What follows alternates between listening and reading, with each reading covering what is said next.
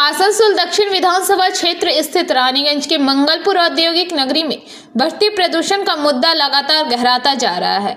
इस क्षेत्र में स्थित 6 स्पंज आयरन कारखानों से निकलने वाले प्रदूषण ने स्थानीय लोगों के जीवन को मुश्किल बना दिया है। इस समस्या के समाधान के लिए आसनसोल दक्षिण विधायक अग्निमित्रा पाल शनिवार को कारखानों में पहुंचकर कारखानों के प्रदूषण संबंधक विषयक की जानकारी हासिल किया। विधायक Agnimitra Paul Shri Shyam Cell Power Limited, Jai Balaji कारखाना, श्री सत्या स्पंज आयरन कारखाना, श्री गोपाल गोविंद स्पंज कारखाना, Savitri sponge iron, Dhanbad fuel sponge कारखाना में पहुंचकर प्रबंधन से जानकारी ली।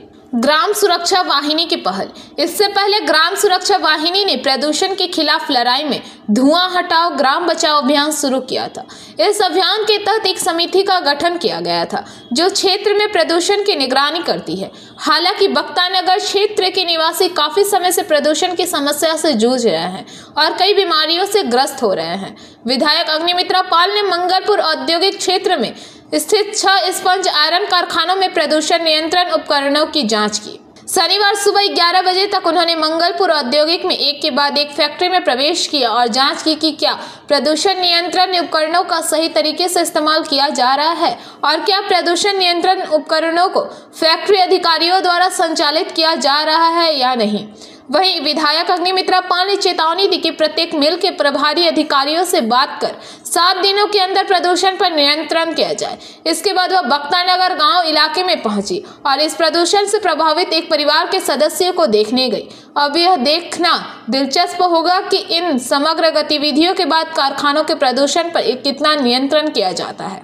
इस मुहिम ने विधायक अग्निमित्रा पाल के साथ परिमल माझी, संदीप गोप, तारक पॉल, भास्कर ढांग, उज्ज्वल माझी आदि मौजूद थे। এখানে ভুক্তভোগী এবং বেশিরভাগ মানুষের অ্যাজমা, সিওপিডি, লাং ক্যান্সার, বাচ্চাদের গ্রোথ হচ্ছে না।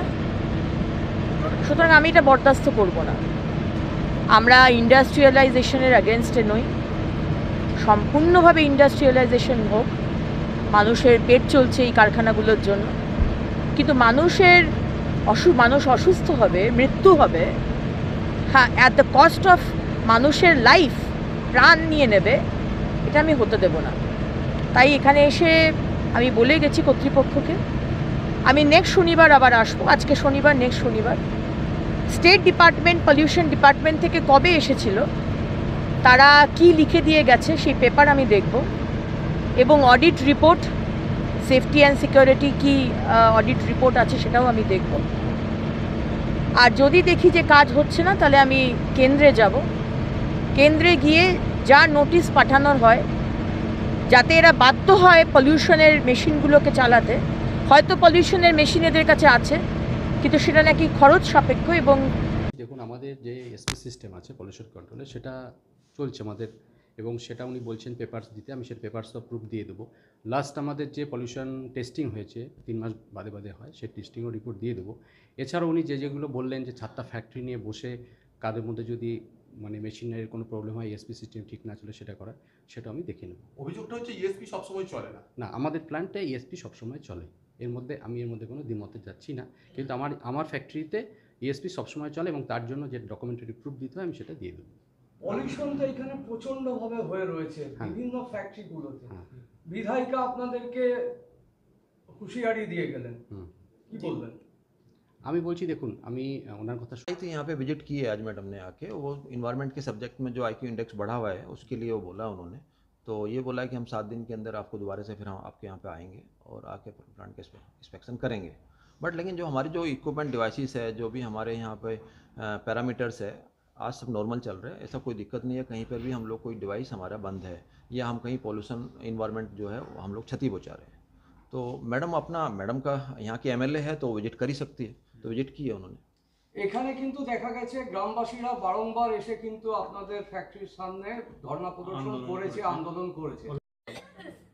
আমি কৃষ্ণেন্দু ব্যানার্জি, বক্তানগর নিবাসী। বিগত 1-1.5 বছর ধরে আমার স্ত্রী এক মারণ রোগে আক্রান্ত, আইএলডি। অনেকে হয়তো রোগটার নাম শুনেনি। এটা মূলত পলিউশন থেকে হয়। তো যে কোনো ডাক্তারকে আমি দেখিয়েছি, এই রাজ্য বাদ দিয়েও আমি অন্য রাজ্যেও দেখিয়েছি, তো তারা ওই একই কথাই বলেছেন যে পলিউশন ফ্রি জায়গাতে রাখুন। তো এইভাবে তো মানে আমি আমার স্ত্রীকে নিয়ে কোনো রকম যদি এখান থেকে চলেও যায়, বাকি গ্রামের লোক তো সেই অসুবিধাতেই পড়ে যাবে। তাহলে দেখা যাবে যে ভবিষ্যতে যে বাড়ি বাড়ি এই রোগ আক্রান্ত সংখ্যা অনেক বেড়ে গিয়েছে। তাহলে তারাও কি তারা এই গ্রাম ছেড়ে যদি চলে যায়, তাহলে বক্তারনগর গ্রাম এক মহা শ্মশানে পরিণত হবে। रानीगंज से सम्राट दास की रिपोर्ट, PBTV न्यूज़।